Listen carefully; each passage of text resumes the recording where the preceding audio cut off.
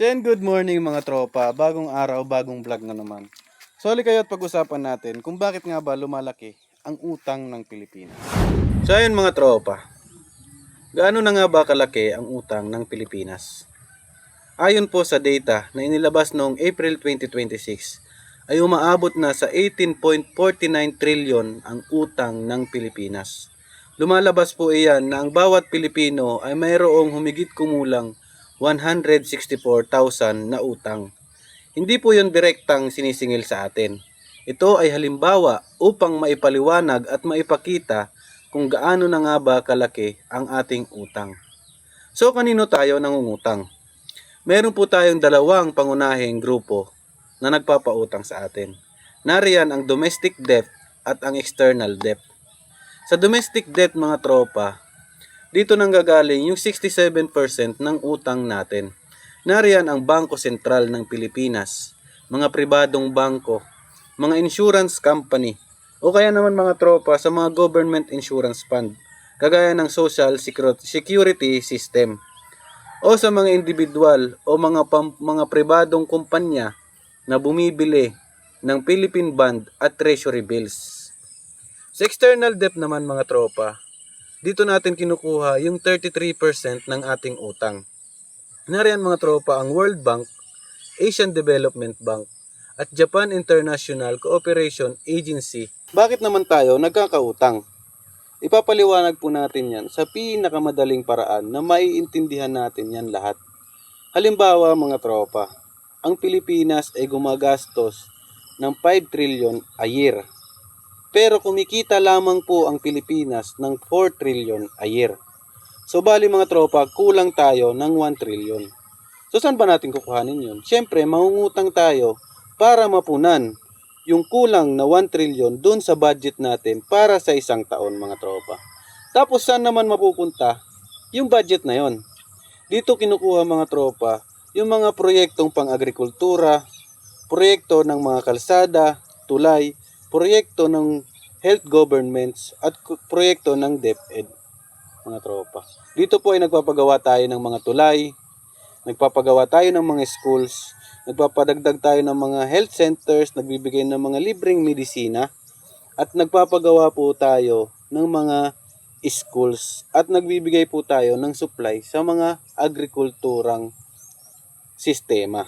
So ngayon mga tropa, ang tanong naman, gaano nga ba kalaki ang papel ng korupsyon sa paglobo o paglaki ng ating utang? So mga tropa, napakalaki ng papel nito, no? Ipapaliwanag natin ng simple lang. Halimbawa mga tropa, mayroong project ang gobyerno, isa lang na project. Mayroong project ang gobyerno na kung saan ay magpapagawa siya ng tulay. At yung tulay na yon ay nagkakahalaga ng 100 billion Philippine peso ha. Tapos mga tropa, babawasan yon ng 20% ni contractor, 20% ng mga local LGUs, at 20% kay mayor, kay congressman, kay senator, at kay presidente o kung kani-kanino man. Kasi wala na mga amin dyan mga tropa. So magkano na lang yung natira? 40% na lang. Nang dapat ay 100% na mapupunta sa proyekto. So yung 40% sa 100 billion ay 40 billion na lamang mga tropa. So kailangan ulit natin mangutang or kailangan ulit mangutang ng Pilipinas para maibalik yung 60 billion na kinurakot mga tropa.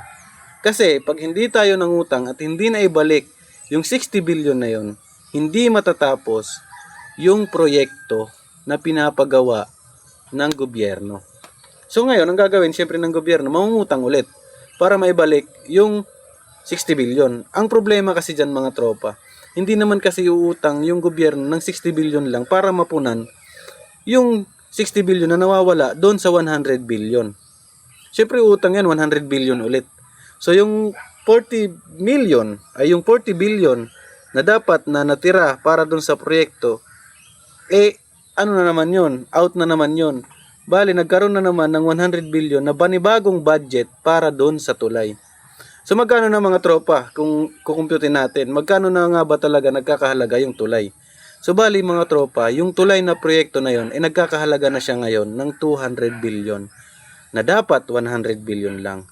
So mga tropa, nadagdagan na naman ng utang natin ng 100 billion. Nakita nyo kung gaano kalaki ang papel ng korupsyon, kung gaano nito pinapalobo yung utang natin at kung gaano nito pinapahirapan yung mamamayang Pilipino.